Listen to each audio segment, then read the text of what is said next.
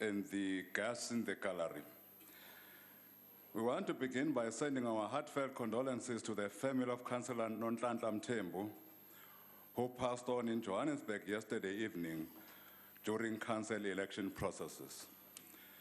The 2016 local government elections overall results confirm that 9 democratic elections down the line, the ANC remains the people's choice, though with a reduced majority. Out of the 4392 wards in the country, the ANC won 3435, amounting to 78.2% of the total wards, whereas the opposition combined could only win 957 wards, which only amount to 21.8% of the total wards. The positive attitude of our people during elections makes it clear that the National Democratic Project, led by the African National Congress in our country, is succeeding. Out of 213 municipalities across the country, we won 161 outright, with an overall 54.2% final tally. Now, the second party is sitting at 26-point-something%. The second. Not to mention the third one. We are sitting at 54.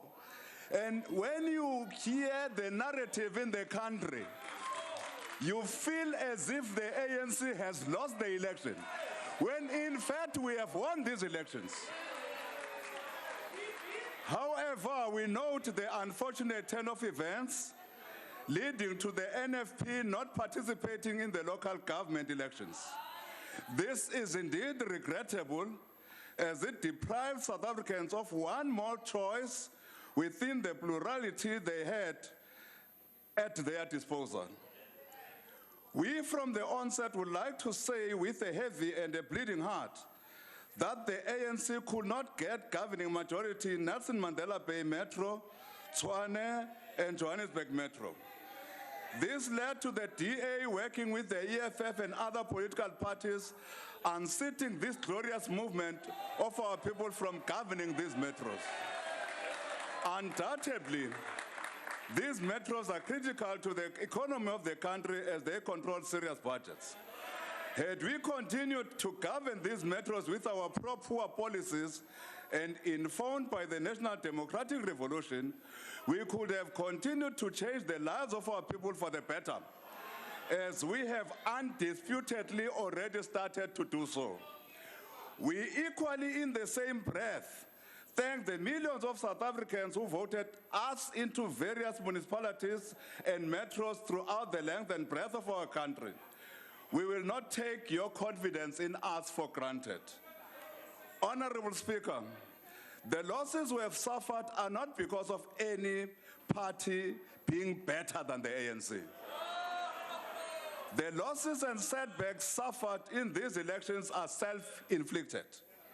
The message sent to us by our people by not voting in their majority, and including many who abstained and decided to stay at home, has been loud and clear, and we have heard it. We will definitely change our behavior and posture, including that of being perceived as being aloof, inward-looking, self-serving, and arrogant. We will also deal decisively with any perceptions of us being soft on corruption, whilst at the same time acting without any delay against those who manipulated our candidate selection processes for their narrow, selfish ends. We are confident that we will be able to correct our weaknesses. And when we have corrected our weaknesses, we will regain the confidence of our people in these metros and increase our electoral support everywhere in the country. Honorable Speaker, the ANC remains the people's choice, notwithstanding the bleeding and hurt caused by the losses in the metros. We are bleeding because even though we are Democrats and revolutionaries and we accept the people's verdict, we are not rocks and stones. We are human beings. We have been affected by these losses, we have suffered in these elections as human beings. Even as the EFF continues to motor-mouth about their ostensible electoral gains, the evidence on the ground testifies that our people have rejected them. They do not have a single municipality. Now. This demonstrates beyond a shadow of a doubt that our people deploy and reject the EFF destructive infantile gimmicks and hollow theatrics. It is clear that our people reject with the contempt they deserve the EFF's impractical and unworkable pie-in-the-sky policies. The people also have been clear in depriving the EFF ward councillorship. The EFF mainly got into councils through PR votes. We are true Democrats, and we accepted the outcomes of the local government elections as the will and voice of the people. Where we have lost, we have not tried to win at all costs. We did not fight racist apartheid for ourselves, but for our people. In this regard, our strategic objective has always been to build a non-racial, non-sexist, united, prosperous, and democratic society. Let us underscore the point that it is because we do not seek to govern at all costs, including by selling our souls to the devil, that we rejected and continue to reject the EFF's call for the ANC to forsake its founding principles and fundamental policies and embrace EFF's extremism as a condition for governing the metros. Had we been power mongers, we would have off-ramped from our path to nation building, national reconciliation, and social cohesion and service to the people. Our engagements with the EFF have convinced us beyond a shadow of a doubt that the EFF is a party driven by bitterness and vengeance with nothing to offer to our people. Notwithstanding the setbacks in these elections, the democratic project and democratization of our country is indeed on course. Even in our struggle for liberation, we suffered serious setbacks. Many of our comrades were exiled, imprisoned, and murdered by the apartheid regime. These setbacks did not stop the ANC from moving forward to produce the 1994 democratic breakthrough. Even the current setbacks cannot deter us from reaching our strategic objective. We will be able to regain our losses in the national and provincial elections of 2019, and we can say without any fear of contradiction that come the local government elections of 2021, we will definitely reclaim the governance of all the metros and take them back from those who ganged against us and decided to give their votes to the racist DA. Honorable Speaker, we regret that we were perceived as being arrogant, self-serving, and soft on corruption.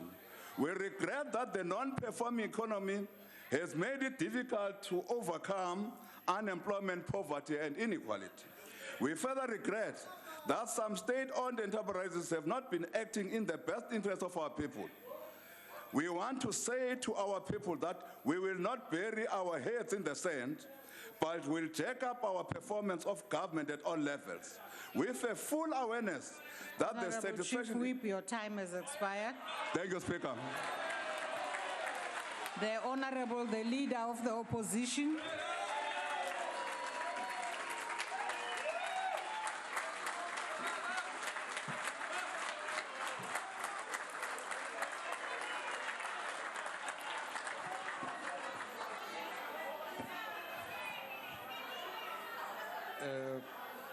Fellow South Africans, Bagaetsu Dumelang, let me first of all thank the Chief Whip of the Majority Party for tabling this very important motion for debate in what clearly must be a very difficult time for his party at this time.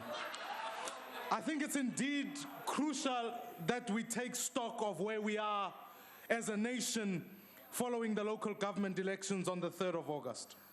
Because make no mistake, South Africa woke up to a different country on the 4th of August. On the 11th of August, Patricia de Lille was re-elected Mayor of Cape Town after the DA won 66.61% of the vote. And on Thursday, our former leader in this parliament, Ethel Trollip, was elected unopposed as mayor of Nelson Mandela Bay.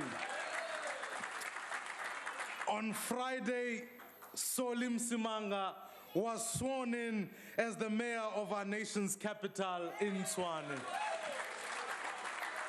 And I've also just returned from our economic heartland, Johannesburg, where we witnessed the election of Herman Mashaba as mayor last night. Fellow South Africans, this caps the election of opposition-led governments in towns and villages across the country, from Kouga in the Eastern Cape to Mokgopong in Limpopo and to Metsimaholo in the Free State. So let me take this opportunity to thank, from the bottom of my heart, to thank every South African who voted for change in this election. Re a leboga, enkosi, siyabulela. You showed us indeed what we are capable of as a nation. You showed us that, in fact, when things go wrong, we have the capacity to choose a different path. And in fact, it is indeed fitting to evoke the memory of Utatu Nelson Mandela, who once said, "May our choices reflect our hopes, not our fears." In this election, millions of voters chose hope over fears. They refused to succumb to the divisive race-based rhetoric because they know that we are better together. So to my ANC colleagues on this side of the House, the lesson of this election is very clear. Never take voters for granted. The voters are watching us, and they will throw us out of office if we disrespect them. And I also want to say to our dear colleagues in the 33 governments we now lead, let us never arrogantly claim that we have a divine right to rule or that we will govern until Jesus comes back. Let us govern with grace and humility. Let us listen to the people who put us into power. Let us do our best at all times for all the citizens of our country. Let us never take voters for granted. Madam Speaker, now that the dust has settled, we can start to look ahead to the future. This election is a tipping point that heralds the complete realignment of our politics. The age of arrogant, dominant party is over. A new dawn of vibrant, multi-party politics is upon us. And this election, we have sown the seeds for victory over our enemies in the next coming years. And when I say our enemies, I'm not referring to any particular person or any particular party. Because for us, politics has never been about that. When I say enemies, I refer to the triple-headed monster of poverty, inequality, and corruption. These are our sworn enemies, and we will keep fighting until they have been defeated. Fellow South Africans, let us never compete for power for its own sake. The DA will always remember that power is a means to an end, a tool that, if used wisely with humility, really can bring change for all the people of South Africans. Ke a leboga, enkosi, siyabulela.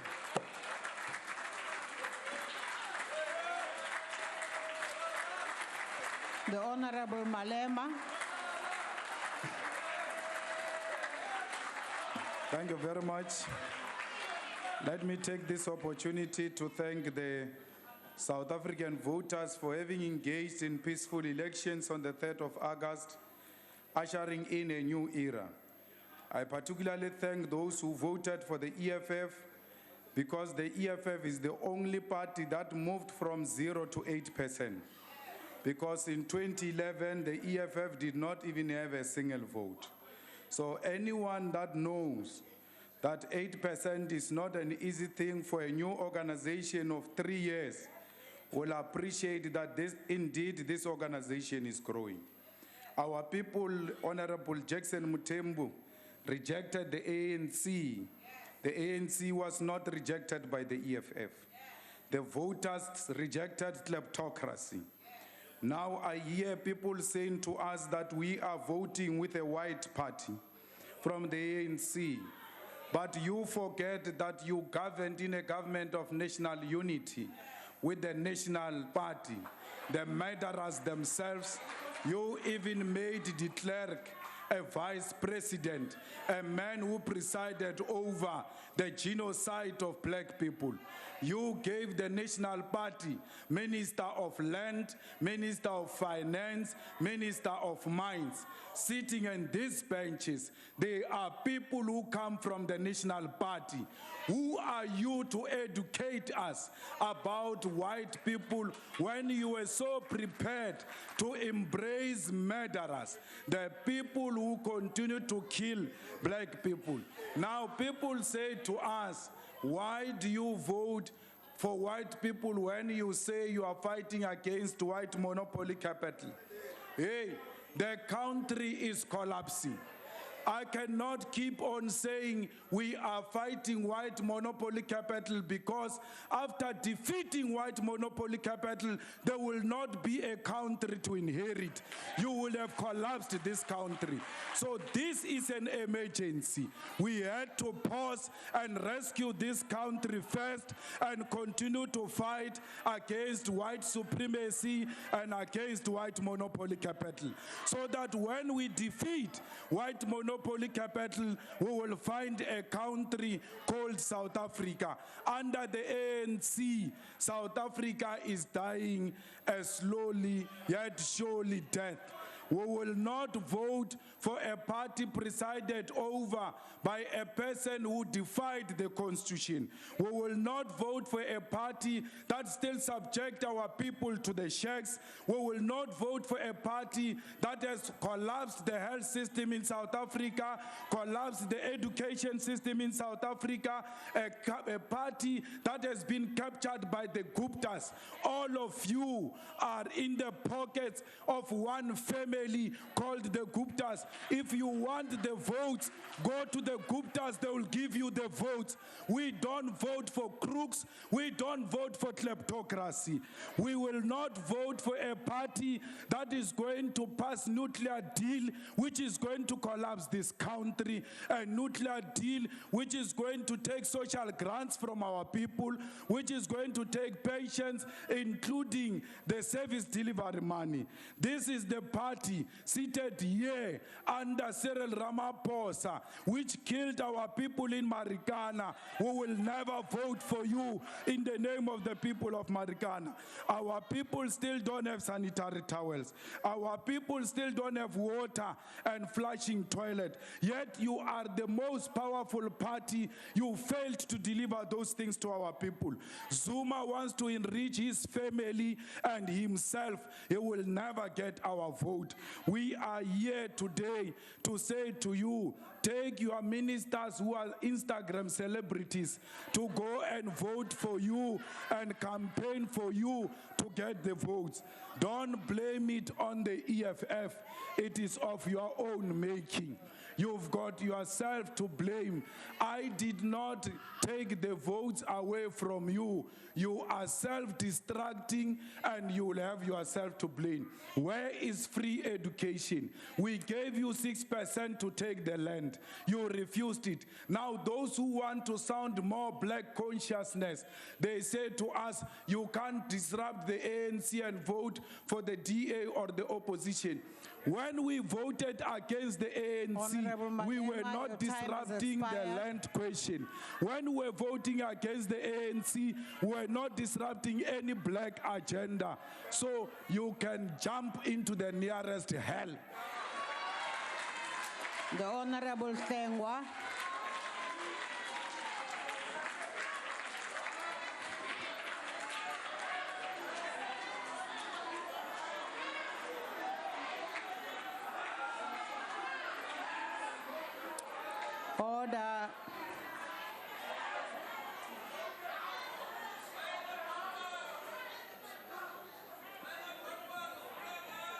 Order, honorable members. Honorable Hlengwa, please proceed.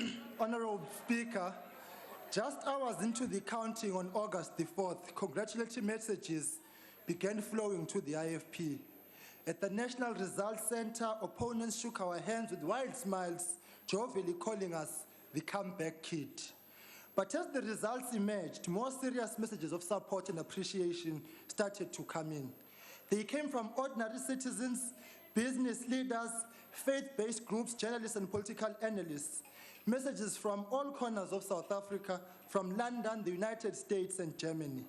It reminded us that the IFP has many quiet supporters who walk with us in abiding friendship. They maintain a deep and unwavering respect for our president, Prince Mangosuthu Buthelezi.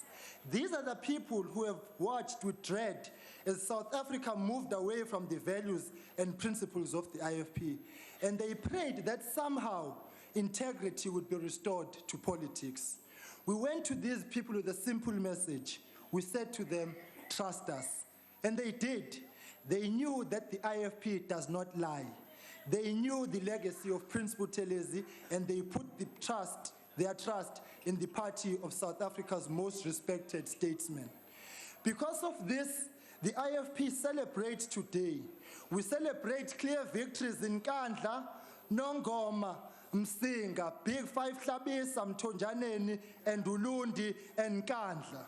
We celebrate taking back Zululand district. We celebrate the cooperation agreements based on the electorate's mandate that have restored the IFP to 2 more districts and to local municipalities.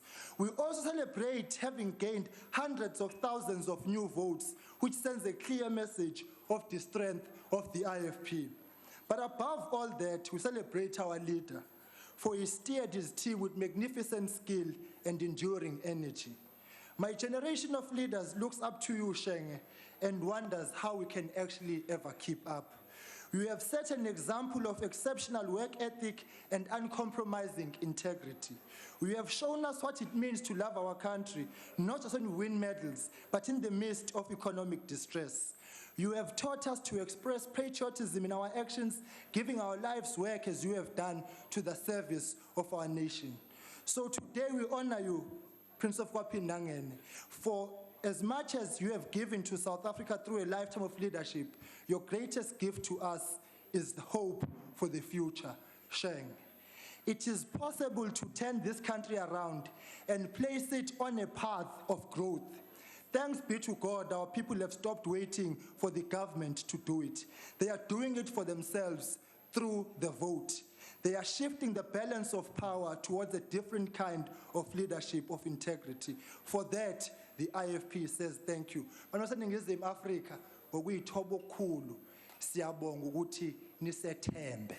Ngeke size siniphoqe, siza kancane izwe siyaliguqula ukuze ikusasa lenu liqhakaze.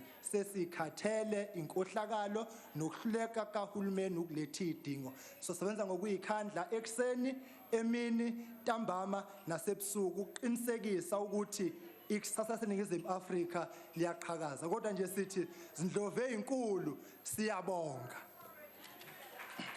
The Honorable Kubisa. Honorable Speaker, honorable members of this House, thank you so much. When the sun sets down, there is a rising star which precedes the sun that will soon rise again. The National Freedom Party was there in 2011. The National Freedom Party was there in 2014. The National Freedom Party is here in 2016. The NFP will be here in 2019. The NFP will be here in 2021 and in the years to come. Beyond the pain, the hurt, the anger and calamity we went through, we as the NFP still cherish the view and the belief that all South Africans, regardless of their race, color, creed, gender and geographical position, must enjoy the fruits of freedom and democracy that come with the right to vote for a party of their choice. The NFP waged a vigorous campaign up to the very end. Our manifesto is the embodiment of the bright future that we as the NFP cherish about South Africa and its people. Honorable Speaker, let me say thank you to these parties, ANC, DA, EFF, AIC, UDM, that express their support openly to the NFP, that you should have been afforded the chance to vote. Today, the NFP says to you, and the party faithful says to you, thank you so much. I'm saying to Speaker, as the NFP, we shall unflinchingly not falter in holding the government and the municipalities on matters of good governance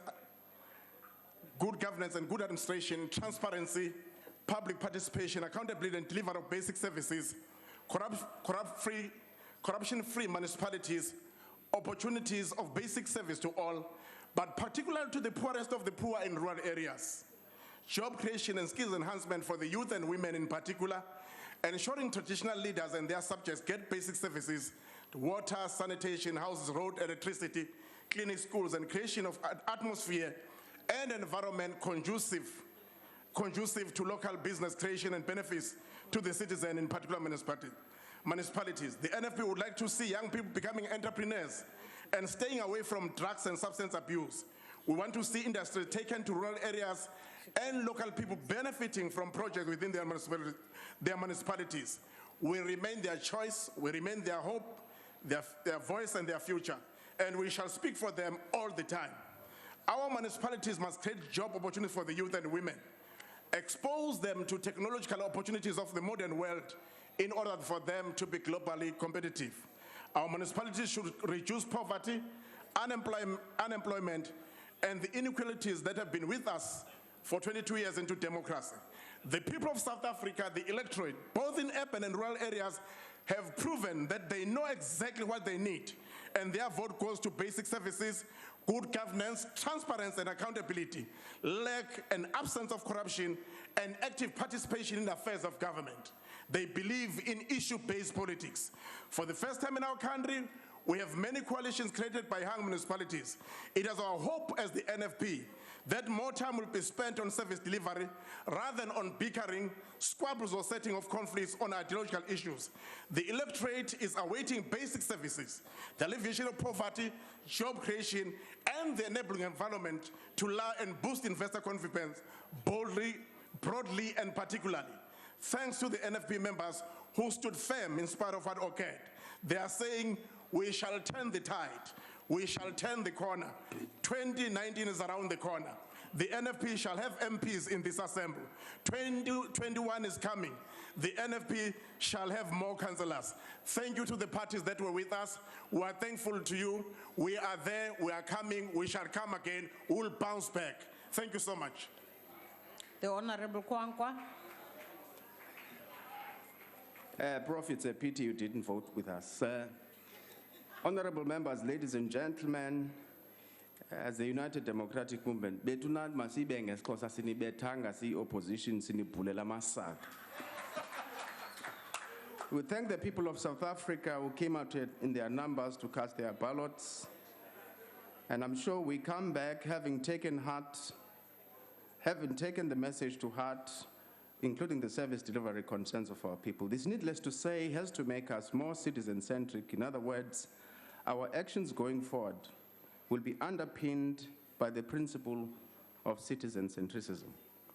Makabane, one thing for sure, the 2016 local government election results prove beyond reasonable doubt that the people of South Africa have rejected President Jacob Zuma, a man who continues to live like a profligate king in a sea of poverty and destitution.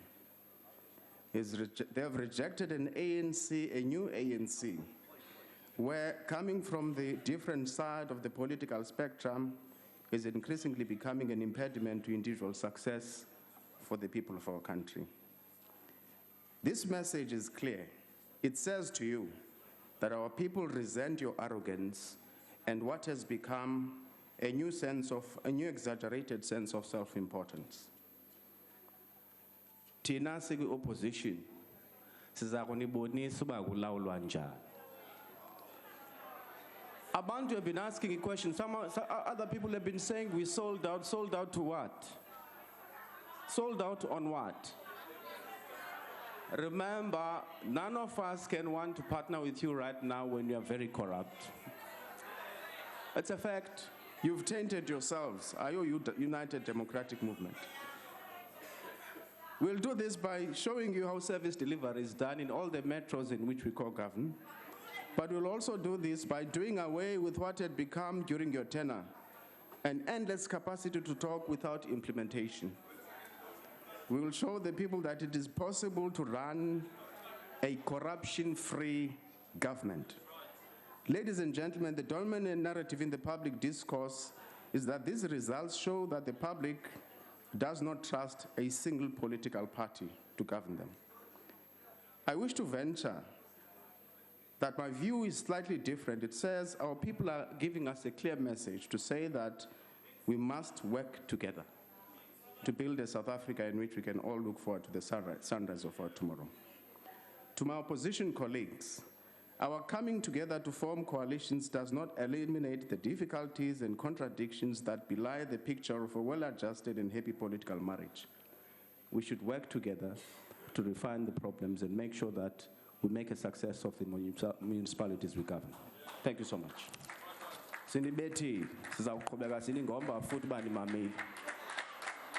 The Honorable Mulder.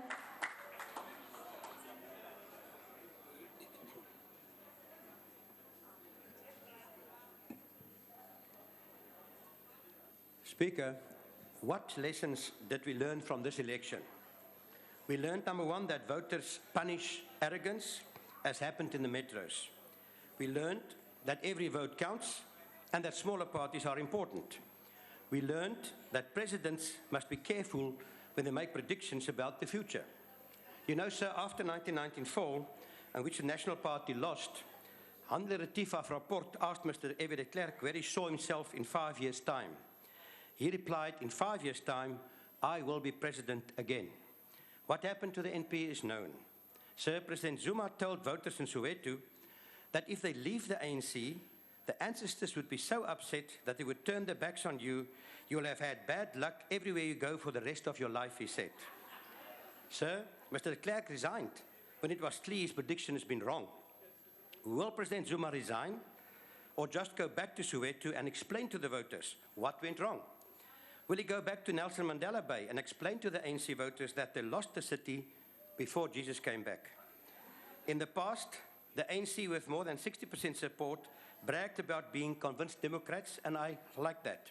But, sir, the real test for democracy comes when a governing party loses an election and must hand over the keys of the union buildings to the opposition. We must still pass that test.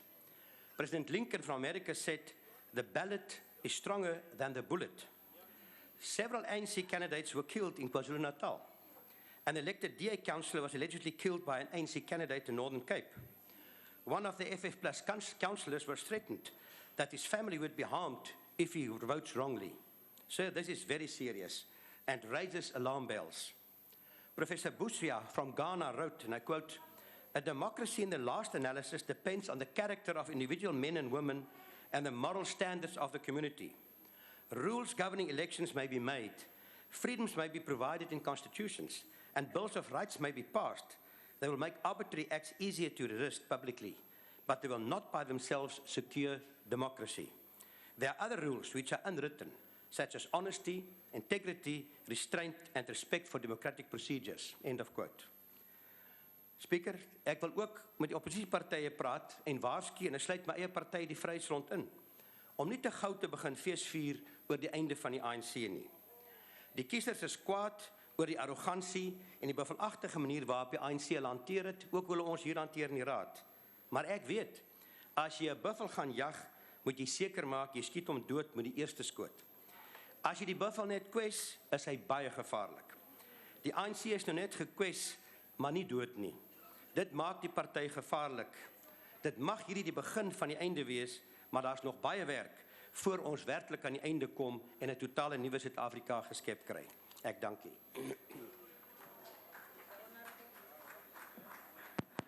The Honorable, the Deputy Minister of Cooperative and Traditional Affairs.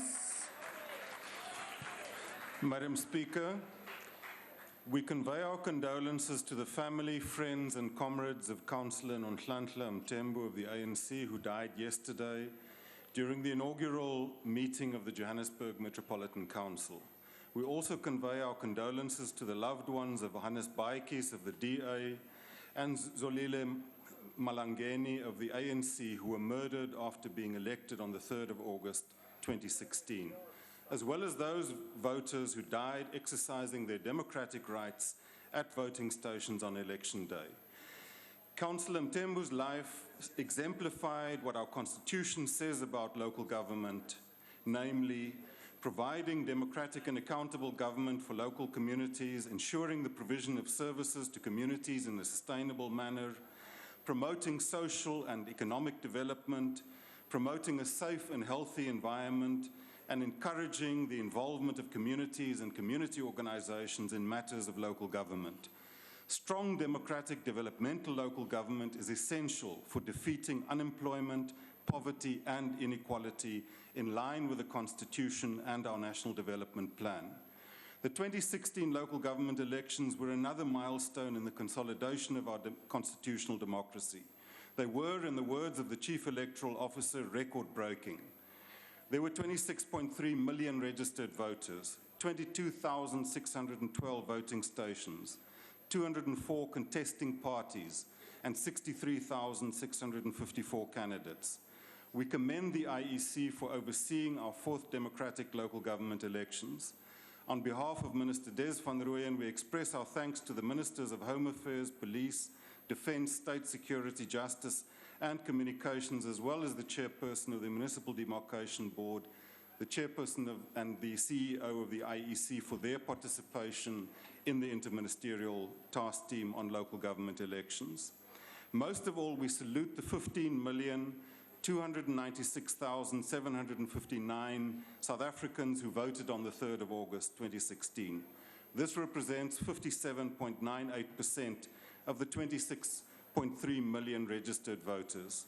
These elections have been accepted as free and fair by citizens and observers, local and international alike. The Human Sciences Research Council undertook a voter satisfaction survey from a representative sample on election day. The preliminary findings show that 96% of voters believed that the voting process was free and fair. 92% indicated they trust or strongly trust the Electoral Commission. On average, voters waited just 16 minutes in the queue before voting. The editorial in the Sunday Times of 21 August says, and I quote, "A picture that is emerging is of a maturing democracy founded on principles of political tolerance, where the will of the people is respected and is a source of legitimate power," close quote. 9,306 councillors were elected on the 3rd of August. Of these, 4,918 PR councillors, 2,413 are women, and 2,505 are men. Unfortunately, out of the 4,384 ward councillors, only 1,384 are women and 3,004 are men. We commend those parties that took gender parity seriously in the selection of candidates, and the ANC deserves a special mention. South Africa now has 257 municipalities consisting of 8 metros, 44 district, and 205 local municipalities. The process of establishing new councils is generally proceeding smoothly. In 27 of these municipalities, no party received an absolute majority. These are the so-called hung councils in which parties need to form coalitions or minority governments. Some have suggested that this ushers in a new era in South African politics. The reality is that coalitions and alliances have always been part of South African politics since 1994, starting with the Government of National Unity. In fact, after the 2011 local government elections, there were 31 so-called hung councils in which a variety of coalition arrangements obtained. Regrettably, many of these municipalities were dysfunctional due to political instability caused by unprincipled and fractious nature of these coalitions. Where a municipality fails to discharge its constitutional or statutory obligations, national and provincial government have a duty to support such municipalities and ultimately to intervene.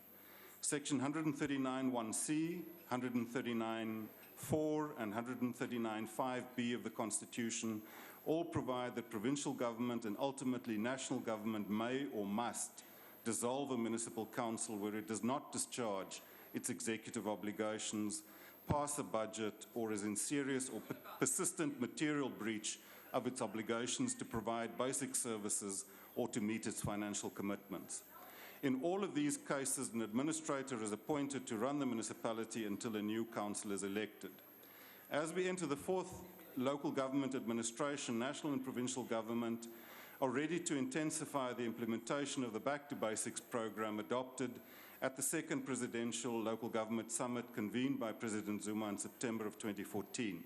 The 5 pillars of the Back to Basics program are, firstly, putting people first; secondly, delivering a basic basket of quality services; thirdly, practicing good governance and accountability; fourthly, practicing sound financial management; and last, building capable and resilient institutions. Progress has been made in all of these pillars. A number of dysfunctional municipalities were stabilized and turned around. Millions of South Africans now have access to water, electricity, housing, sanitation, refuse removal. Local government has played a crucial role in these achievements. Financial management has improved. In 2011, only 49% of municipalities received unqualified audits. This has improved to 59%. In 2011, 33% of municipalities received audit disclaimers. This has come down to 11%. In the past 12 months, 296 municipal employees have been dismissed for fraud and corruption. Going forward with Back to Basics, particular attention will be paid to local economic development, implementing the integrated urban development framework, and strengthening the district system. To ensure that newly elected councillors are empowered to serve their communities, a 3-year induction and training program based on the 5 pillars of the Back to Basics program is being implemented. Phase 1 will start on the 5th of September. Councillors will be able to earn a national certificate in municipal governance over the 3-year period. In conclusion, Speaker, we call upon all in this House, across parties, to work together with us as we continue to build democratic, developmental local government that serves all of South Africa's people. I thank you. The Honorable Madisha.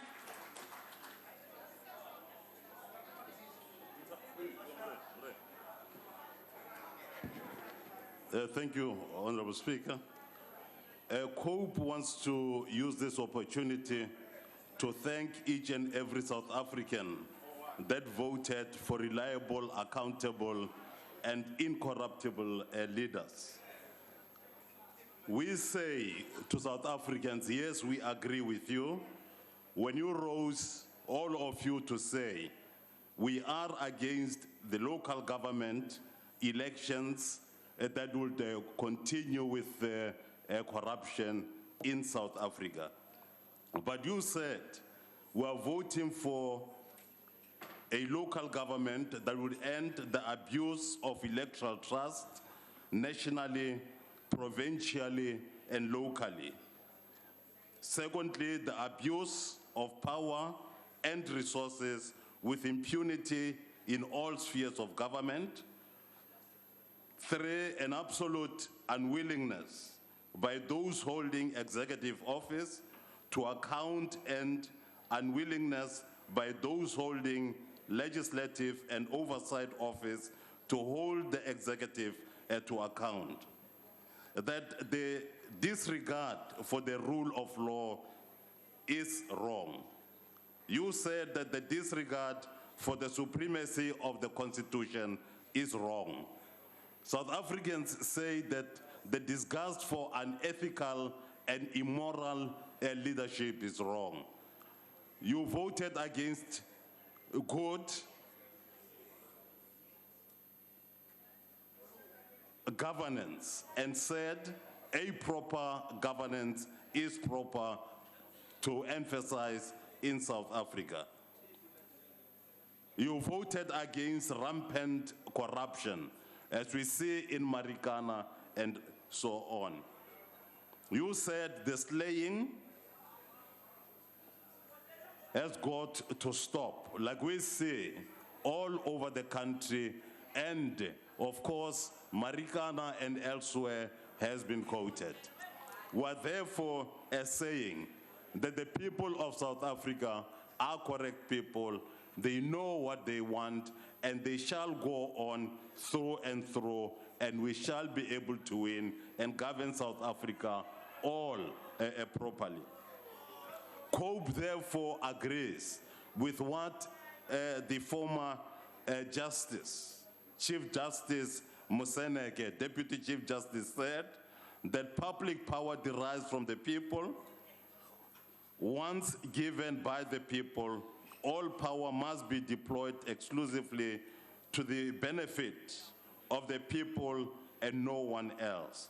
Power must be used lawfully and only to create a better life for all the people of South Africa. Therefore, going on in South Africa to steal that which belongs to the people, like in Nkandla and all over, has got to stop. And you, the people of South Africa, must now rise and say, now is the end, and we are going forward. And of course, you have started. You have started, and the ruling party has been defeated. Thank you very much. The Honorable Reverend Mishwe.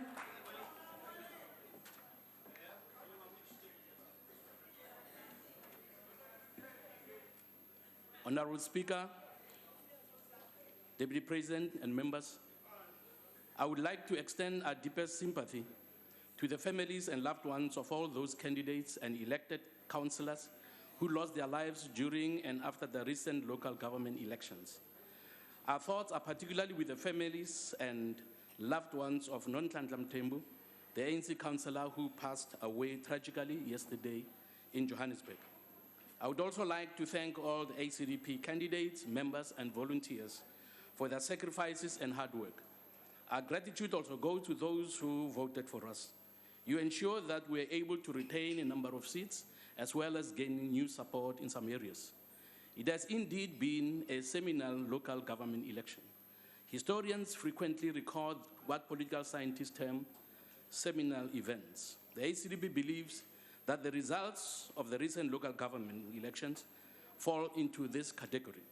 It was indeed a seminal event that has had major implications for the ruling party and that it has lost control of key metros, including Nelson Mandela Bay, Tshwane, and Johannesburg. This is largely due to allegations of corruption and maladministration in government, as well as the scandals surrounding the president, such as Nkandla and Spy Tape's judgment. Some argue that this election was, in fact, a referendum against President Zuma. The ACDP was able to play a significant role in establishing multi-party governments in these metros, given our previous experience in setting up a similar government in Cape Town. This proves that support for a small party is not wasted. We look forward to participating in clean, accountable, and transparent governments in these metros. Honorable members, it is time that we be reminded that pride goes before a fall. When we are placed in positions of power, it is not for our personal benefit, but for the benefit of those who elected us, those with needs that should be addressed by people in positions with available resources. Our hope is that political parties that have agreed to govern together should do so with mutual respect and diligence, and that service delivery will be prioritized. The ACDP also notes statements made by the ruling party to possibly change the electoral system at local government level. Indeed, no electoral system is perfect. They all have strengths and weaknesses. The current proportional system has ensured that there is a broader representation of minority parties in parliament, which would be highly unlikely under the constituency-based system. Municipalities that are run by coalitions or multi-party governments have proven wrong those critics who argue that small parties have no real power in government. The opposite is true. The fact is that in a multi-party government, the levels of arrogance is minimized as the bigger party in the coalition depends on the smaller parties to help them pass budgets and deliver services to those who desperately needed them. To all the voters out there, thank you very much for giving us one more opportunity of proving that we can serve you with diligence and respect. Thank you. The Honorable Nchaisa.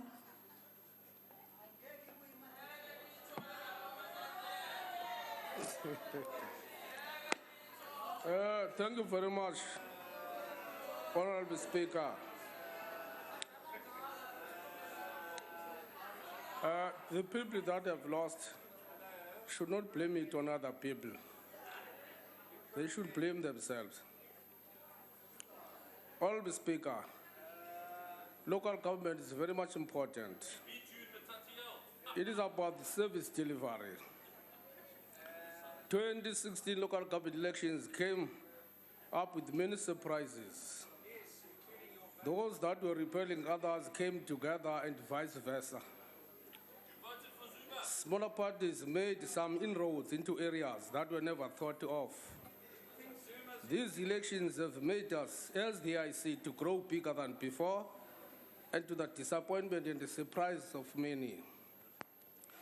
Of course, AIC is for the grassroots, it is for real democracy, it is for the rationale, it is for the defense of the Constitution. From 18 seats to 63 seats is a great stride. Only in 53 municipalities that we contested.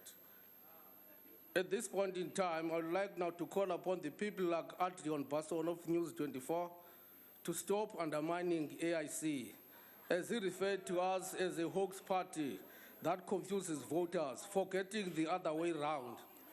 I'm sure he's beginning to lose his senses, some of his senses. As AIC, we did not need a man of his caliber. So if he wants to be a politician, he must leave journalists. I also call upon the premiers of Free State and Northwest, Isma Khashud and Super Mumapelo. These were the people that were speaking ill of us during elections. They were also referred to us now as non-entities. We don't like that. So they must behave as premiers. Local government is very significant because people are in a position to speak directly to their representatives. However, we need to bring about some changes in the system of local government elections. People should not be surprised at the coalitions that parties have entered into. It has nothing to do with any party being come to an end. The purpose of coalition is to form government so that we deliver services to the people.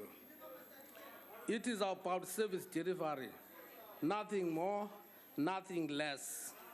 As long as your manifesto is being accommodated, so that now you are in a position to deliver the promises that you made, the services that you made to the people. But if it does not deliver to the people, then it would be like a marriage without children. Then you begin to accuse each other to the extent of breaking. The killing of people during elections is something that we should condemn. People should not kill, but use the power of X and vote out those that they do not want. This is democracy. Honorable Speaker, it is high time that parties do exactly what they promise people. Stop speaking like angels and then act like devil. I hope that the councillors elected are not going to be corrupt, greedy, and they are going to make local government, they are not going to make local government a family issue part to deliver to the people. People should remember that we are independent, and we have made an independent and an informed decision to do whatever we do. We don't depend on anyone. Thank you very much. The Honorable Mileham.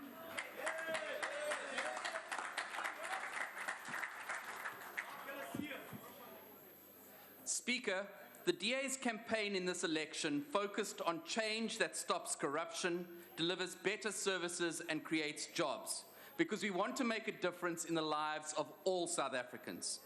We are honored and privileged to have their support. This election was a tipping point in our democracy, and we are all stronger because of it. We are now in government in 4 metros and in municipalities across several provinces. We are truly an alternative government in waiting. On the 3rd of August 2016, South Africa sent a very clear message to its politicians and governments. Not only was that message a rejection of the politics of the stomach that has characterized the last 22 years of ANC rule, but it was an endorsement of the politics of clean, efficient government, the politics of putting people ahead of party, and the politics of ensuring that the needs of all South Africans are prioritized. South Africa must always be put first. This was a rejection of the notion that South Africans are subjects of an increasingly out-of-touch Jacob Zuma and his ANC cronies who rule from on high. It was an acknowledgement that democracy, constitutionalism, and the rule of law trump the corrupt, crony-based maladministration that has driven so many municipalities to failure. So what did we learn from the local government elections? Firstly, it taught us that the people of our country are not voting fodder. They are aware of the political realities that face us, and they will neither reward race-based divisiveness nor political grandstanding and self-enrichment. No political party, Deputy President, regardless of its heritage, is entitled to their votes. Secondly, the notion of an invincible ANC has crumbled. With the loss of no less than 3 metropolitan municipalities, not to mention numerous other local and district municipalities that have changed governments, the myth that the ANC cannot be defeated is fast becoming an old wives' tale that nobody believes anymore. Jacob Zuma famously said that the ANC would rule until Jesus returned, and for many municipalities, the second coming is well and truly here. We learned that democracy is alive and well in South Africa. We learned that our electoral commission, although not without its faults, can conduct elections that are free and for the most part fair, and generate results that political parties and South Africa's people can respect. But we also learned that Gwede Mantashe is a sore loser who doesn't really understand our electoral system, a system he and the ANC were quite happy to live with while it benefited them. He doesn't understand that the Constitution itself makes provision for the proportional representation system. We learnt in Nelson Mandela Bay and in Tshwane that the ANC has no concept of how to be an opposition. Their behavior during the inaugural council meetings was despicable and disruptive, and in every instance worse than the worst behavior seen in this House, which those seated on my right have been quick to condemn and even use force to prevent. What is heartening, though, is that the new management of council in Nelson Mandela Bay and Tshwane used democracy and the rules of order rather than violence to control the situation. We have also learned that human life is cheap in South African politics. No less than 13 candidates lost their lives in the run-up to these elections, with the majority of those being ANC candidates on the wrong side of factional battles within that organization.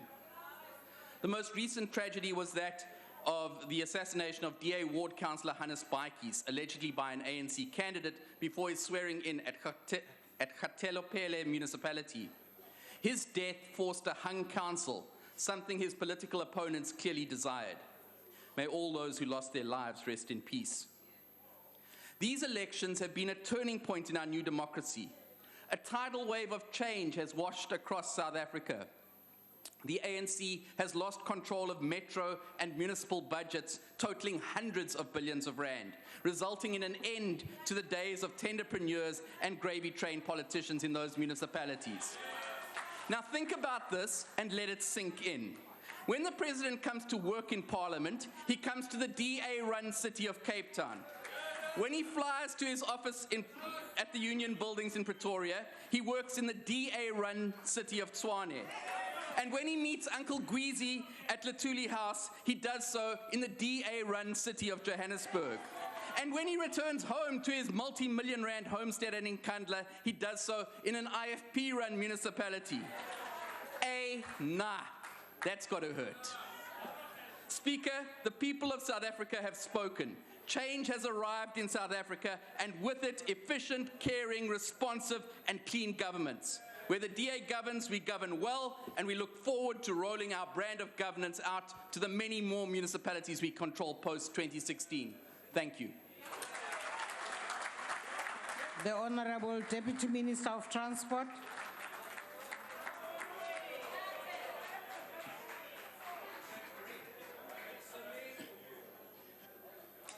Honorable Speaker, Honorable Deputy President, Ministers, Deputy Ministers, Members of Parliament, fellow South Africans, I am a proudly South African. Our country remains a beacon of hope and an example of a democracy to many. Our democracy brought to us by the ANC has matured. We should celebrate the working of democracy as also reflected in these elections. The naysayers and alarmists have again been proved wrong. Yet again, South Africa adhered to its commitment of a constitutional democracy. Our people came out and exercised their constitutional right to vote. The maturity of our democratic institutions and systems were further illustrated in the acceptance of the results throughout the country, and yet again the prophets of doom were disappointed that no violence broke out. The ANC remains the leader of the society. By the 1980s, the ANC had already assumed an unassailable position as the leading liberation movement as expressed through the UDF-led mass democratic movement and international campaign to isolate South Africa. The ANC remained in the position of the leading voice of the anti-apartheid forces during the negotiations with the repressive regime in the early 1990s. In 1994, the ANC was elected to be the government of a democratic South Africa. During this initial phase, with all the constraints of a negotiated settlement as expressed in the Sunset Clause Agreement, the ANC-led government managed to lead a complex process of setting up institutions of democracy, rolling out services to areas that were previously excluded through RDP-informed electrification, water provision, housing, infrastructure, provision of social security for the vulnerable, and initiation of a range of programs and policies for the transformation of society. Honorable Speaker, even today, the ANC remains the leader of society. As the liberators of the people of South Africa, the results still indicate that the ANC remains the party of choice for the majority of the people of South Africa, and it is the party that represents the hopes and aspirations of the people. Nationally, the ANC won 176 councils against 24 won by the DA, and of course 0 won by the EFF. We have 5,124 seats, which denotes a support of 53.91% against 26.9% of the DA, which indicates a meager 2% difference from their 2011 results. In metros, particularly those that we lost to coalition, it is important to mention that the ANC still won the majority of wards. For example, in Johannesburg, out of 135 wards, the ANC won 84 wards, which is 62%, and the DA won only 41 wards. The same applies in most other wards. Our stalwarts and former ANC President Oliver Tambo made this observation, and I quote, "We were always ready to accept mistakes and correct them. Above all, we succeeded to foster and defend the unity of ANC and the unity of our people in general," unquote. The unity of ANC and the unity of our people is sacrosanct. South Africans, as the ANC, we have heard our voters, and we have heard them loud and clear.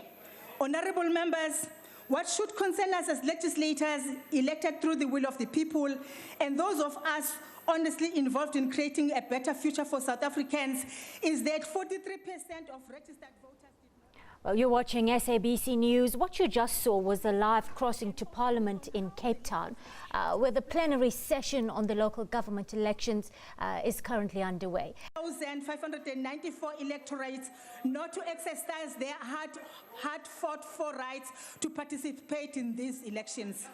The abstention from exercising the right to vote is a message that, as the ANC that is interested in a healthy democracy and representing the will of the people, takes note of. It is a fact that those who did not vote represent a bigger percentage than the combined support of all opposition parties.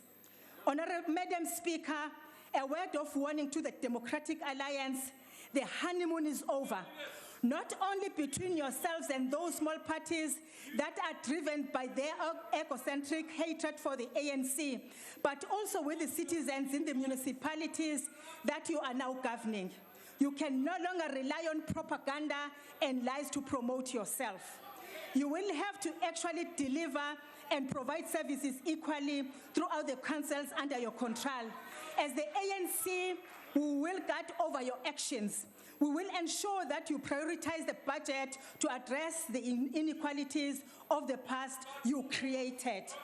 To the EFF, you try and justify your immoral support of the DA on perceived clean governance, as you said yesterday. Clean governance in a tale of two cities. Clean governance where the public protector found corruption in a communication contract in the office of Helen Zille here in the Western Cape. Clean governance in the sale of Tafelberg School, a land that could be used for integrated housing, let alone Midvaal municipality corruption. I thought that your support of the DA would be based on nationalization of banks and mines, land grab without compensation. But no, none of that applied to your DA support. As a matter of fact, Mayor Mashabane of the city of Johannesburg was the chair of the Free Market Foundation, which is opposed to collective bargaining. That is what you supported yesterday evening. Your DA support that says no to RDP housing to the poor, as announced by the provincial MEC Matigizela of the Western Cape just yesterday before you voted. That is the EFF's definition of clean governance and a better South Africa, according to Honorable Malema, as I said just today. Try as you may, you have sold out EFF, driven by hatred. As you have defied your supporters, they will defy you.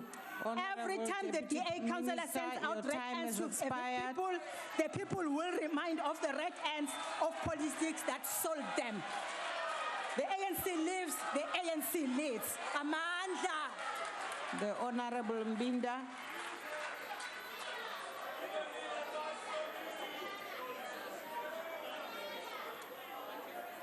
Thank you, Madam Speaker. On behalf of the PAC, let me firstly send our word of appreciation and gratitude to all PAC members and leaders who carried with them the PAC through the entire campaign. PAC staff and leaders from all structures and its component structures for a great political journey we traveled against all odds. It was a journey with many lessons to all of us. Madam Speaker, the PAC was confronted with a very hostile IEC leading to 2016 local government elections, with its continued act of confusion and on who is the leader of the party, despite all the orders, the court orders that were clarifying this question. The PAC started with the campaign a month before the actual elections. It's not about the seats. It's about registering. We were fighting to participate, and you did not even assist us. The killing of our people obviously during and after the elections, it cannot be tolerated by the PAC. What must be very clear, our differences with the African National Congress is informed by the principle. And in our understanding as the PAC, you are either on the left or right, far left or far right. You cannot be in between. South Africans should not be confused by the rhetoric. As PAC, we differ, but because of the history of where we come from, we are just like brothers and sisters who are fighting for whatever.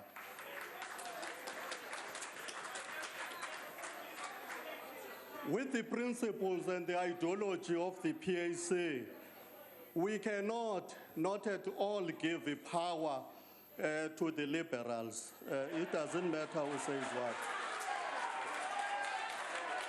Because the PAC is not funded by Robin Renwick or Rupert and the rest. And those are the imperialists who have been trying by all means to suppress us and the poor in this country. Yeah. And we cannot support a party which is promoting the liberal policies unless we are politically bankrupt and we are trying to confuse the masses in occupied Azania. This is just a matter of principle. It's not about any other thing. When you differ with your brother, with your sister, you cannot even prefer your brother to die. You would rather prefer your enemy to die. Israel. The Honorable Godi.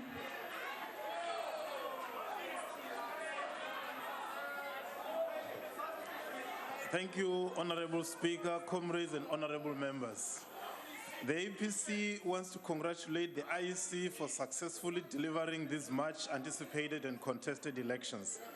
Despite the challenges, real and imagined, the doubts and aspirations cast, they rose to the challenge. We also want to congratulate our people who went out to exercise their civic duty and voted. This right to vote is a product of sweat, tears, and blood. Let's continue to honor those who served, suffered, and sacrificed by voting to shape our country's future. We also want to congratulate all parties in this House for achieving whatever goals they had set for themselves or attaining whatever achievement they could. The attitude of the APC to elections is, let the best man win. And we have taken to heart the words of the coach of the Spanish football club Atletico Madrid, Mr. Simeone. I quote him, "Others are not at fault for beating you." I most heartily want to thank all those who voted for the APC. In the midst of the cacophony, you kept a clear head and voted for progress. You were the smartest voters. Thank you. We will never betray your trust. To APC members, your self-sacrifice, creativity, and heroism, in spite of enormous challenges, is greatly appreciated. There are valuable lessons we've picked up generally, including in places where we've made breakthroughs, like Nguzahil, Engume, Mkondo, Chief Albert Lutuli, Moses Kotane, and Greater Guyana. Lastly, unless the issue of public funding is addressed, those of us without friends with deep pockets will continue to not have a fair chance to take our message to the people. Lastly, dialectics, a concept about two-sidedness, is also about the ebb and flow of life, the young becoming old, the unfamiliar becoming familiar, etc. The motto propelling this dynamism forward is the quest for the intellectual, material, and spiritual need of the nation. Victory or defeat, especially victory, means nothing if this does not address the material needs of the people. I thank you. The Honorable, the Chief Whip of the Opposition. Well, well, well, didn't we see it all today? What a bunch of sore losers on my right. John Kennedy famously said that victory has 1,000 fathers, defeat is an orphan. And looking at your diminished benches today, it's proved that correct. Where is the father of your demise today, Mr. J.G. Zuma? Every other party leader's in the House, he's still in hiding. True to form, pushed out somebody else to take the fall in his behalf, the Honourable Ronald MacDonald with us today in the House. He's to blame for the election results. Told everybody in Nelson Mandela Bay, Tshwane and Joburg that they weren't going to lose a single metro. He's had to swap his Happy Meal for a good dose of humble pie. And then we had the chief whip of the majority party. Now, not even I would have the chutzpah to put a motion like this on the order paper after the drubbing that they got in the election. But what we hear, more spin than an industrial laundromat, trying to pass off how they've gone from 63% to 54%, but somehow that's kind of some victory. It shows they've learned nothing in this election. Nothing. They're going to carry on with the arrogance. They're going to carry on with the aloofness. They've proven what everybody in South Africa knows, that the ANC cannot self-correct. It's up to the voters to correct what's wrong in this party. So you keep drinking the Kool-Aid, the opposition thanks you for it. We had the Honourable Chikunga here dispensing advice. Let me tell you, Honourable Chikunga, we don't take advice from a bunch of losers. The only advice that we need is to do everything in our power to not do what you've done in government. That's the best advice we can have in South Africa. And what are we going to have up here next, preparing to come to the podium?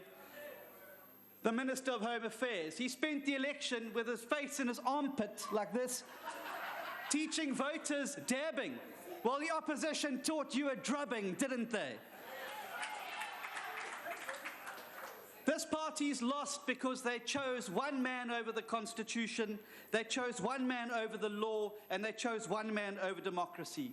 The tide of the opposition has swept over your battlements, and like a sandcastle on the beach, you're going to be swept right out of office, right out of the union buildings, and then Musi Maimane will take the rightful seat in this house, and then we'll see change in South Africa.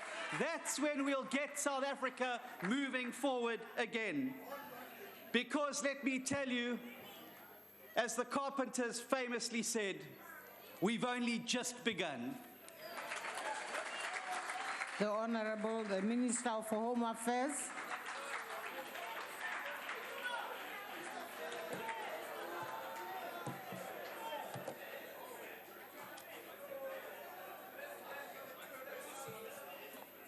Honourable Speaker, Deputy President, as we review the results of the 2016 local government elections, it is important that we consider their significance beyond their effect on our own political fortunes. I wish, therefore, at this stage to begin by summarizing the message from my comrades who have spoken at this august house during this debate before me. These elections affirmed the strength and vibrancy of our democracy. Therefore, it is with this in mind that we thank the 15 million South Africans who exercised their right to vote and extend a special acknowledgement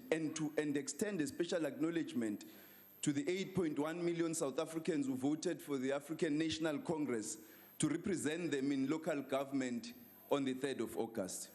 We appreciate the faith you have placed in us and are dedicated to using the mandate you have given us to advance people's power in every community. For the ANC, elections are about obtaining political power and utilizing it to advance the national democratic revolution.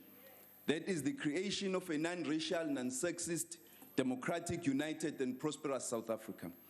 We seek to wield the instruments of state in line with the ideals reflected in the national constitution to create a more socially just society. While we appreciate this confidence shown by 54% of voters, our electoral decline makes the patent statement that a significant number of South Africans, who include loyal ANC supporters who did not give their vote to another party but stayed home on election day, have felt the ANC had not earned their vote this time. In focusing on the votes we have not gained, rather than the victory we obviously scored, we are not snapping those that endured long queues to vote for us, but we are paying attention to the issues that they and those that did not vote wanted us to understand.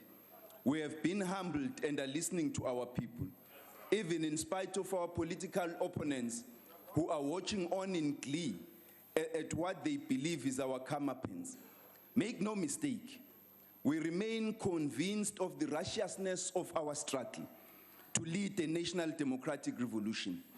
This is the overarching vision which animates us, and yet it does not exempt us from the scrutiny of voters, who as active citizens must hold us accountable for our leadership on their behalf, always asking, at and between elections, is the African National Congress demonstrating the best possible leadership on their behalf? As such a revolutionary movement, executing a far-reaching political and socio-economic revolution, we view the votes we receive from the public as an important statement of faith and affirmation for the revolution we are leading. For us, elections are about creating further beachheads to carry forward the ideals of our revolution in a society characterized by fundamental contradictions between those hell-bent on defending ill-gotten minority privileges and those fighting to turn the current system on its head to create a new society based on social justice, equality, and total emancipation.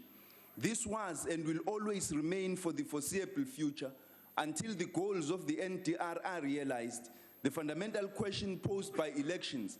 And therefore, these elections were not about choosing between so-called good governance modernists and those still stuck in the struggle mindset. Because ultimately, when all the voting is done and office bearers elected, the fundamental question remains: what policies and programs will those in office implement the first day they get to the office? Do they have policies to restore to the landless and the destitute their fundamental rights to the land and housing? Will they give the poor water and electricity? Will they give the students access to free Wi-Fi hotspots? At the end of the day, so-called good governance on its own will not deliver employment equity and black economic empowerment. It will not deliver land to the victims of the 1913 Natives Land Act and give the poor access to water, electricity, and housing. However, we understand the message of our electorate that these elections were not just or mainly perhaps about service delivery, but rather about values, principles, and loss of vision. This then calls for the ANC to regenerate itself, renew its core values, and reaffirm the promise of 1994, when President Mandela ascended the heights of the Union building with a promise that out of an extraordinary human disaster that lasted too long must be born a society of which all humanity will be proud. Accordingly, as we see the significant derailment of our revolution that has been occasioned by these developments, we are correct to be concerned. We cannot, however, wallow in permanent self-criticism and self-pity as we ponder the way forward. We must recognize that the terrain in which we execute our revolution has changed significantly. The Western Cape and significant portions of the Eastern Cape, including Tshwane and Johannesburg, have now returned to the descendants of both the Cape colonists and the Transvaal Boer Republic of Paul Kruger that existed prior to the so-called Anglo-Boer War of 1899 to 1902. The restoration of the colonial governments of the past will see to it that white monopoly capital effectively gains a significant foothold into political power and the civil service, which they had lost in 1994. Revolutionaries must not disabuse themselves of the notion that the DA and EFF, the revolutionaries must disabuse themselves of the notion that the DA and EFF coalition governments are going to collapse under the heavy pressure of policy and political contradictions. In the first instance, nowhere in the world does there exist a coalition between a neoliberal and pseudo-leftist political party. This is a coalition that should never have happened, but it has happened. And we must expect that those that pull the strings of these political misfits will never allow any amount of petty political bickering among their puppets to jeopardize a moment. Minister of they worked so hard Instagram, we are to calling a achieve. point of order After also. all, Honorable Gigaba, please take your seat. Firstly, there is no collision. It's coalition. It's not collision. That means something Thank different. you very much. But secondly, a point of order is that the EFF is not in any coalition government with anybody. With anybody. He's deliberately misleading the House and he's out of order. you This is very not much. Instagram. Get your facts straight or step aside. We're not on social media here. Don't mislead the nation. You've got the responsibility as a minister to speak nothing else but That the is a truth. speech now, Honorable Ndlozi, please. Thanks, Chair. Point of order, Continue. Chair. No, point of order. Yes, yes. Honorable Zulu. Honorable members, please can I hear the speaker on the mic? Thank you, Honorable. Thank you, Honorable Chairperson. We're just asking that let us stick to the rules. It is not proper for any member to ask for a point of order and then end up making a political statement. That is not correct. Can we have order? Thank you very much. I think that's what I told Honorable Ndlozi, that he's now making a speech and he sat down. Thank you. Can you continue, Honorable Gigaba? After all, both the main protagonists to the coalition are not merely in coalition with white monopoly capital and its international allies. They were, in actual fact, created by these. They are funded by them, and hence they take their instructions from the dinner tables and private meetings in the big capitals of the world, dead set to restore South Africa as an imperialist outpost in Africa. That is why their focus on free education, for example, is government, and not white monopoly capital, which alone holds sufficient resources to wipe away the students' debt and still be able to fund higher education for the poor in South Africa.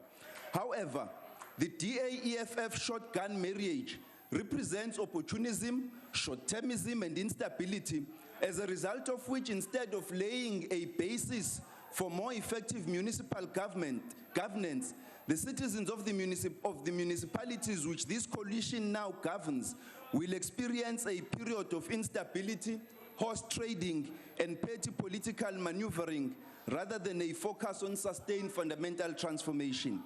A great and difficult struggle lies ahead to stave off the counter-revolutionary upsurge in our country, whose liberation from the yoke of colonial bondage we fought hard to achieve. The idea that the Cape Town model can be exported to other metros is deeply flawed, both because Cape Town has certain historical advantages over the other metros, but as well as the fact that they have different demographic realities. The DA's electoral success in Cape Town has been based on sowing anti-African prejudice and uniting the other racial groups against Africans, which has made it to be one of the most unequal cities in the world. Honorable Maimane has a very myopic view of race relations in our country, strangely, for a leader of a party that harbors in its pitiful ranks all sorts of racists and bigots. Attacking racism and racial privilege, the very reason President Mandela spent the best of his young life in prison, is not about implanting fear, but addressing the fundamental basis for the national grievance of the people that the Honorable Maimane has long abandoned when he jumped into the arms of neoliberalism. Understandably, his is a party deeply in denial about the systemic features of South Africa's political economic legacy, which continues to reproduce racialized inequality, poverty, and unemployment. They talk about change, but they have never explained to anyone what this change is about, except to keep regurgitating the story of good governance. The change they talk about is a change back to the past, to the era when Milner was governor of the Cape Colony and Kruger was president of the Transvaal Republic, where Africans and blacks in general were excluded from the seat of privilege and marginalized merely because of their race. Whatever change they will implement aimed at impacting positively on these black majorities will be intended for window dressing. As for those EFF members that genuinely believe that their organization is or should be a left-wing radical organization, that belief has now been proven to be misguided. Indeed, these elections were a tipping point. They have exposed the fault lines in our country and exposed everyone for who they are. Only an internal revolt from within its more genuine members can save the EFF from an inevitable calamity. Over the next few years, white monopoly capital is going to be more buoyant and arrogant, trying its very best to unseat the ANC. But we promise, this time, we have learned our lesson and they will meet their match. When all is said and done, elections are an opportunity for the masses of our people, excluded from the economy, pushed to the periphery of our cities, without financial resources and corporate clout, and representation by the media elite, to seize political power, to win, through the sheer might of their numbers and clarity of purpose, a seat at the table, as well as inclusion in the economy, to win dignity. Ultimately, the future of South Africa rests with the ANC, but this must be an ANC that modestly, honestly, and attentively hears the message of our broad constituency. It is the ANC that is the aggregate hope of all our people who never mattered in this country until the ANC insisted that they did matter. In conclusion, I wish to quote a poem by Tennyson. Though much is taken, much abides. And though we are not now, that strength which in old days moved earth and heaven, that which we are, we are. One equal temper of heroic hearts, made weak by time and fate, but strong in will, to strive, to seek, to find, and not to yield. The struggle continues. Amandla. Thank you very Honourable much. Chairperson. Honourable members, that concludes Honourable Chair, Honourable Ndlozi. I just wanted to respectfully register that the idea of wanting to sow internal divisions in the EFF will never succeed. Honourable Ndlozi. Not by ministers of Honourable Instagram. Ndlozi, you know very well what We don't a take point of... instructions or Honourable advice Ndlozi, from please sit Instagram. down. EFF Honourable will never be members, divided. I don't think we need to remind ourselves about what a point of order is and what a debate is. Please. You know you are doing something you shouldn't be doing. Honourable members, order. That concludes the debate. The next item on the order paper is a motion in the name of the Chief Whip of the majority party. Honourable Chief Whip. Honourable Chair. Honourable Chair. Honourable Malema. I never thought I would live for a day where the ANC is Honourable Malema, what are you raising on? vote. What are you This is an raising exciting day Honourable Malema, to what see are you Minister raising? of Instagram fighting for EFF vote.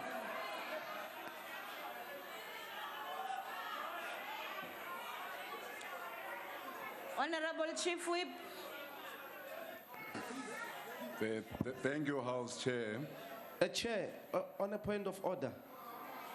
What point of order, Honourable No, Ndlozi? you forgot Honorable Balagambet because she has been doing door-to-door a lot. Honourable member. She should be on the speaking list as well, to come and share her perspective.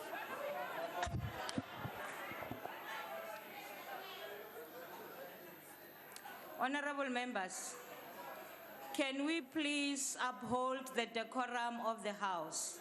I know you've been missing each other, but this is not the platform. This is the House. Please. The next item on the order paper, I've already called for the Chief Whip of the majority party. Thank you, House Chair.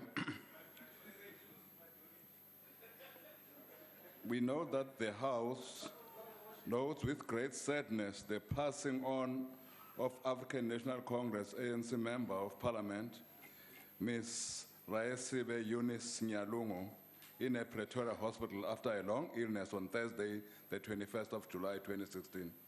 The House further notes that she first joined Parliament in 2009 and she was reappointed to serve the following term in 2014 until her departure in 2016.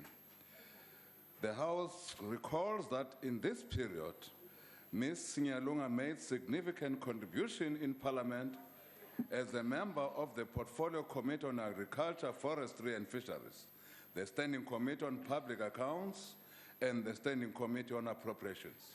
We further recall that she also served the people of Hazyview in Mpumalanga with distinction when she was deployed in that constituency. We remember as the House that at the time of her death, she was the leader of the African National Congress Women's League at her branch, Ward 14 in Bushbuckridge. The House further remembers that she also served on other community structures, such as the Ward Committee, Castile Community Home-Based Care, and Emmanuel Day Care Centers. The House believes that her sacrifice and contribution to the struggle and her resolute quest for gender equality has assisted in moving South Africa forward.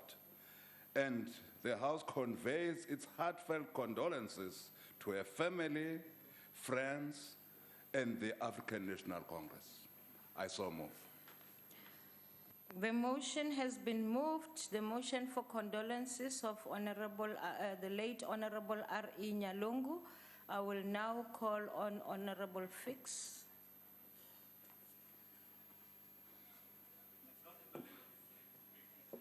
Fick, I'm sorry. Dr. Fick, I'm sorry. Honorable House Chairperson, the Democratic Alliance is shocked and deeply saddened by the loss of your colleague, Eunice Nyalungu. She will be truly missed. Eunice passed away on the 21st of July 2016 after a long illness.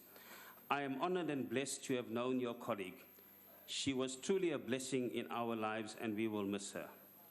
At the time of her passing, she was serving as a member of the Parliamentary Standing Committee on Appropriations and represented her constituency of Hazyview in the National Assembly. Eunice joined Parliament in 2009 and served in various committees such as Agriculture, Forestry and Fisheries, as well as SCOPA. She was an unassuming, dedicated and disciplined member of Parliament. Eunice was a wonderful member who understood the meaning of the word team. She was always more focused on the needs of the voters and the committee than on her own benefit. She made many great contributions to the committee in numerous ways. Her work will not be soon forgotten. I got to know Eunice about 2 years ago and will never forget her face that always had a building smile. We worked well together in the Appropriations Committee. When Eunice walked into the room, you would know she was there. She had that presence. Without wanting to get in trouble with other women in the committee, I have to mention that she always would be the smart-looking one.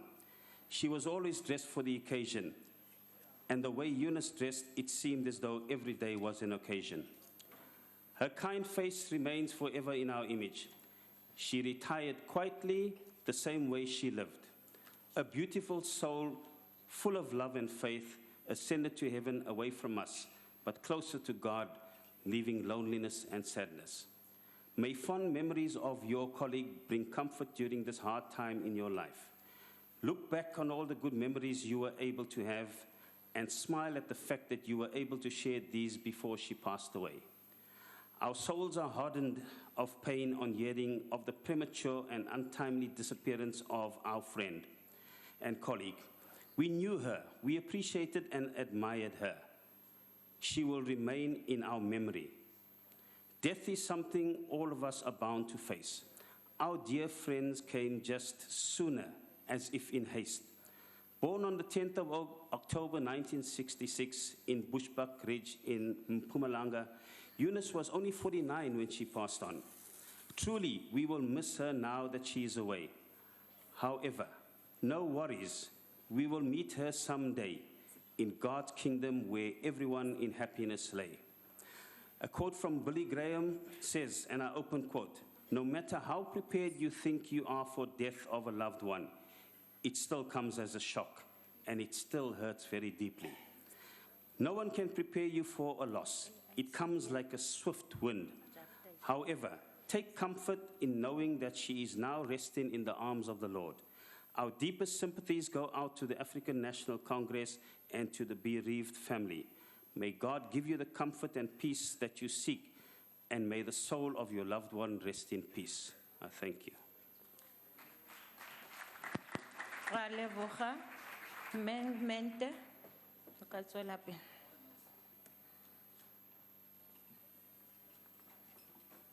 Ngosi Chairperson, EFF conveys its heartfelt condolences to the family of Ms. Nyalungu and the ANC family. As this country, we pride ourselves with intelligent, brave, and strong heroines.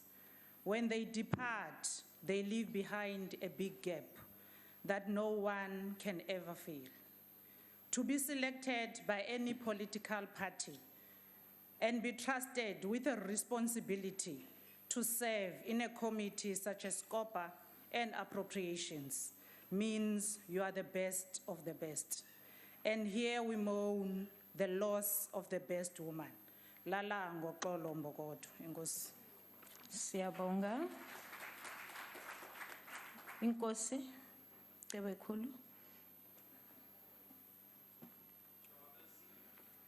Thank you, House Chair.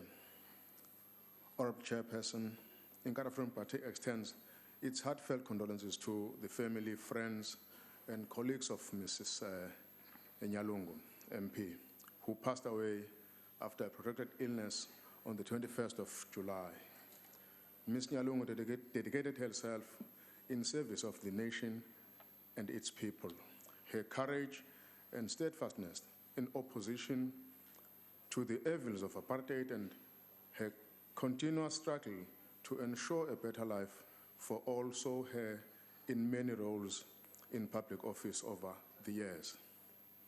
I had the privilege of working with Ms. Nyalungu in the Portfolio Committee of Agriculture, Forest and Fisheries, and can personally attest to her strength and character and dedication to the cause of creating a better life and future for all South Africans. She will be sorely missed, but warmly remembered. Once again, our sincere condolences to her family, friends, and colleagues in the African National Congress. Thank you. Thank you. Honorable Sheikh Imam. Thank you, Honorable Chairperson.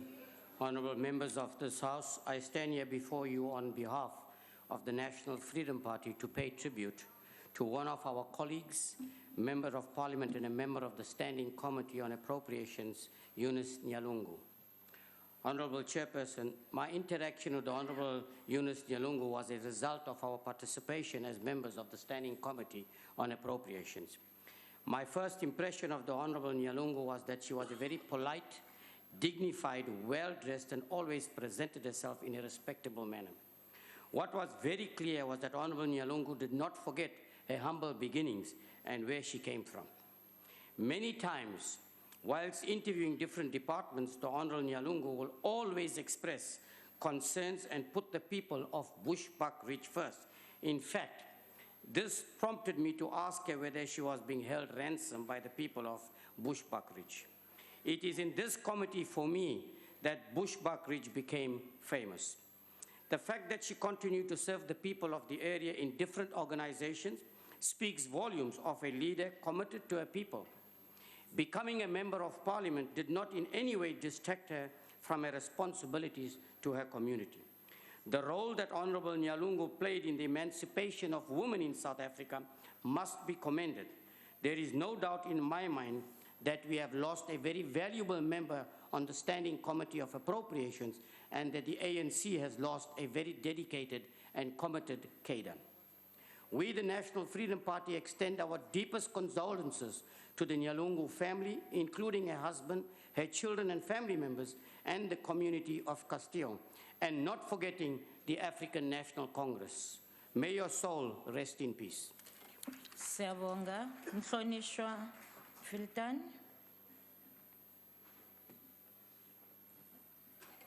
Honorable Speaker and members, death always brings grief, and today is no different. Today we say a sad farewell to a daughter of our nation and the servant of our people, Eunice Nyalungu.